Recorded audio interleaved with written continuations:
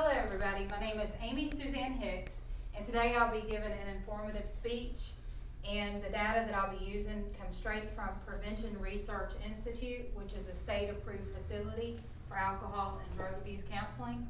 We'll be talking about the effects of THC on the brain.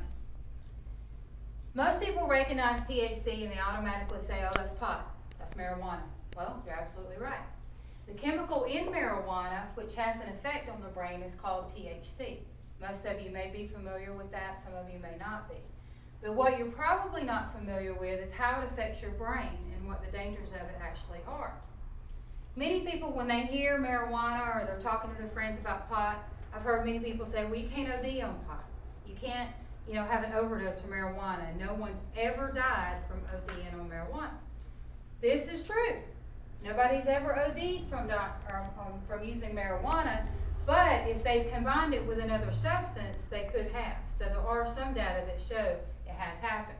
But for the most part, nobody's ever OD'd from THC, not by itself. There are some really serious effects on the brain whenever someone starts using THC. Number one, when they first start smoking it, they're going to experience a euphoria. And euphoria is a very pleasant state of the brain, which gives them a feeling of just being good, being relaxed. And that's generally the feeling that marijuana gives most people. Now, sometimes it will make people paranoid.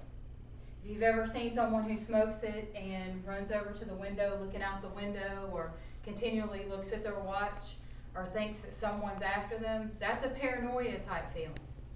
And then some people go to sleep.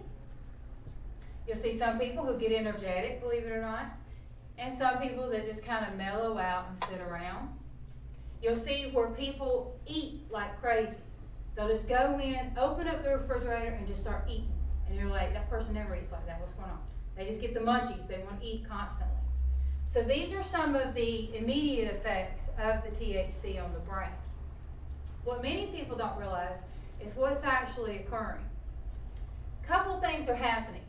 The area that THC actually affects in the brain is actually the frontal lobe and the hypothalamus. And what those two areas of the brain are responsible for, one is short-term memory. And what short-term memory is are things that have happened to you, say, between like right now and the next few minutes, or possibly even 2 or 3 months ago. It wouldn't be considered long-term unless it's about 4 or 5 months or longer. Typically, those memories don't stay in your brain any longer than that period of time. Short-term memories are memories that you might have that stay, like if you're studying for a test, and then you tend to forget most of that stuff. A long-term memory would be remembering your dad coming home on the weekends. Maybe he was a truck driver, and you remember that. That's a long-term memory. So marijuana affects short-term memories. You may walk in a room and forget what you went in there for.